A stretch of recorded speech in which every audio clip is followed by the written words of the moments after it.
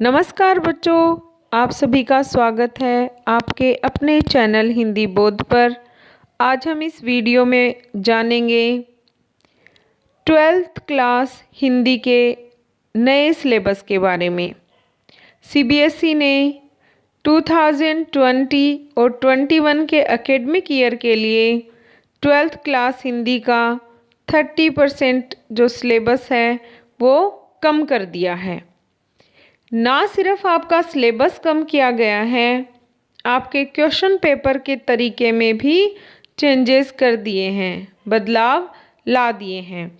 तो इस वीडियो में आप जानोगे कि आपका एग्ज़ाम का क्वेश्चन पेपर कैसा होगा और उसमें अंक मार्क्स डिवीज़न कैसे हुआ है, और साथ ही आप जानोगे कि आपके कितने पार्ट सिलेबस से कम कर दिए गए हैं, आपको कम पढ़ना पड़ेगा। और उसका कारण ये है कि हम अभी स्कूल नहीं जा रहे हैं, आप लोग अभी स्कूल नहीं आ रहे हो। तो चलिए हम जानते हैं कि कितना सिलेबस कैसे कम हुआ है और कौन सा बदलाव आपके क्वेश्चन पेपर में आया है। आपका जो क्वेश्चन पेपर होगा उसको 2 खंडों में 2 पार्ट्स में डिवाइड किया गया है, खंड अ और खंड ब। पहले पार्ट का क्या नाम है? खंड अ, और सेकंड पार्ट का नाम है खंड ब। अब खंड अ में वस्तुपरक प्रश्न पूछे जाएंगे। वस्तुपरक होते हैं ऑब्जेक्टिव टाइप क्वेश्चंस, और ये ऑब्जेक्टिव टाइप क्वेश्चंस आपके कितने होंगे? 58 58। और इसमें से आपको कितने क्वेश्चन करने होंगे? 40। आपको ऑब्जेक्टिव टाइप क्वेश्चन मिलेंगे और क्वेश्चन का नंबर कितना होगा? 53। पर आपको कितने करने हैं? 40।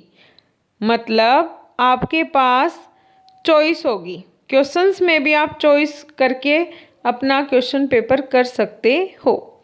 खंड ब जो होगा वो वर्णनात्मक होगा, डिस्क्रिप्टिव उसमें आंसर आपको लिखने होंगे, और इसमें भी आपको क्वेश्चंस में चॉइस मिलेगी। प्रश्नों में उचित आंतरिक विकल्प दिए जाएंगे। तो चलिए हम शुरू करते हैं खंड ए से। खंड ए ऑब्जेक्टिव टाइप क्वेश्चंस। पहला पूछा जाएगा प्रश्न अपठित गद्यांश। अपठित गद्यांश का मतलब है अनसीन पैराग्राफ, और अनसीन पैराग्राफ में आपसे पूछा जाएगा 2 अपठित आपको गद्यांश, 2 अनसीन पैराग्राफ आपको दिए जाएंगे, पैसेज दिए जाएंगे, जिसमें से कोई एक आपको करना होगा।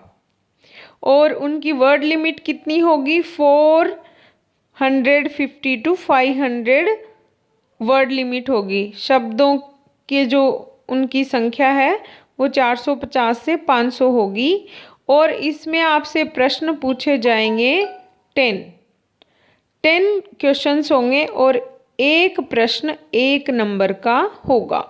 तो टोटल कितने हो गए? 10। अब 2 अनसीन आपसे क्या पूछे जाएंगे? पद्यांश। और पद्यांश में आपको करना क्या? एक ही, ये 2 दिए गए हैं, करना कौन सा होगा? एक ही करना होगा। और क्वेश्चन कैसे होंगे? Objective type. तो इसमें आपकी शब्द सीमा होगी 250, और 5 प्रश्न आपसे पूछे जाएंगे, और वो प्रश्न किस टाइप के होंगे? Objective type.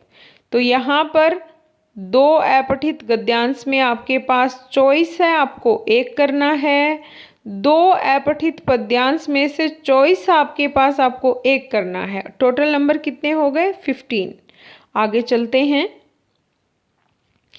कार्यालय हिंदी और रचनात्मक लेखन, यह आपकी पुस्तक अभिव्यक्ति और माध्यम के आधार पर है। इसमें आपसे ऑब्जेक्टिव टाइप क्वेश्चन पूछे जाएंगे 5, और टोटल नंबर ऑफ मार्क्स भी कितने हैं? 5। तो एक प्रश्न 1 नंबर का होगा।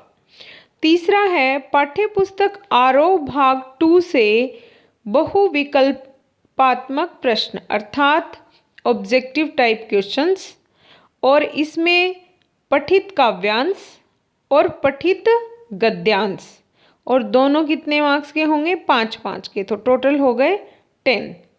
आगे 4th पॉइंट है, इसमें आपसे वितान भाग 2 से ऑब्जेक्टिव टाइप क्वेश्चन पूछे जाएंगे और ये होंगे आपके 10 प्रश्न और एक प्रश्न 1 नंबर का होगा, तो ये भी टोटल हो गए 10।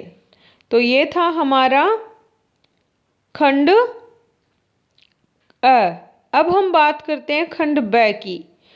ब में आपको लिखना होगा और उसकी भी वर्ड लिमिट आपको दी गई है कि एक आंसर कितने शब्दों में आपको देना है। तो यहाँ कार्यालय हिंदी और रचनात्मक लेखन से इसमें आपको दिए गए 3 नए और अप्रत्याशित विषयों में से किसी एक विषय पर लगभग 150 शब्दों में रचनात्मक लेख लिखना है। आपके पास यहाँ चॉइस होगी, 3 टॉपिक आपको दिए जाएंगे और आपको सिर्फ एक पर ही लिखना है, और इसमें आपको एक क्वेश्चन होगा और मार्क्स कितने होंगे? 5। करना एक है, चॉइस के लिए आपको 3 मिलेंगे। फिर है औपचारिक विषय से संबंधित पत्र लेखन, लेटर राइटिंग, ये भी क्वेश्चन 1 होगा, पर आपको वहाँ पर भी चॉइस मिलेगी, आपको विकल्प मिलेगा क्वेश्चन में, और ये भी होगा 5 नंबर का।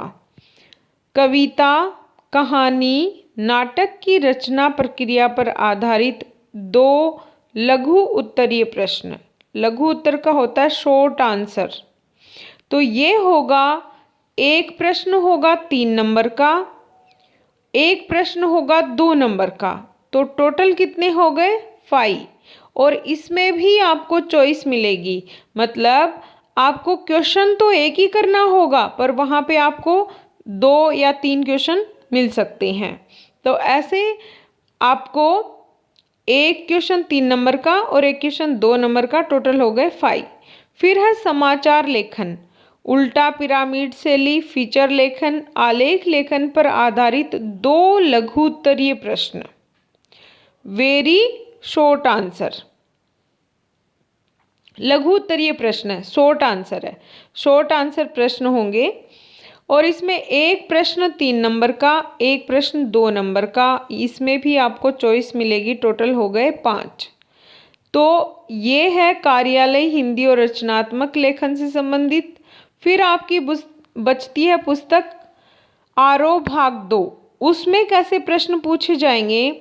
काव्य खंड अर्थात आपकी जो पोएम है, कविताएं हैं, उन पर आधारित 3 प्रश्नों में से किन्हीं 2 प्रश्नों के उत्तर आपको 50 से 60, 50 से 60 शब्दों में देना है, और ऐसे प्रश्न 2 होंगे, एक प्रश्न 3 नंबर का होगा, टोटल हो गए 6। काव्य खंड पर आधारित 3 प्रश्नों में किन्हीं 2 प्रश्नों के उत्तर लगभग 30 से 40 शब्दों में, और ये भी 2 प्रश्न पूछे जाएंगे, एक प्रश्न कितने नंबर का होगा? 2 नंबर का, टोटल हो गए 4। गद्य खंड पर आधारित 3 प्रश्न, देखो ऊपर काव्य खंड है और यहाँ पर क्या है? गद्य खंड, पर ये सेम होंगे।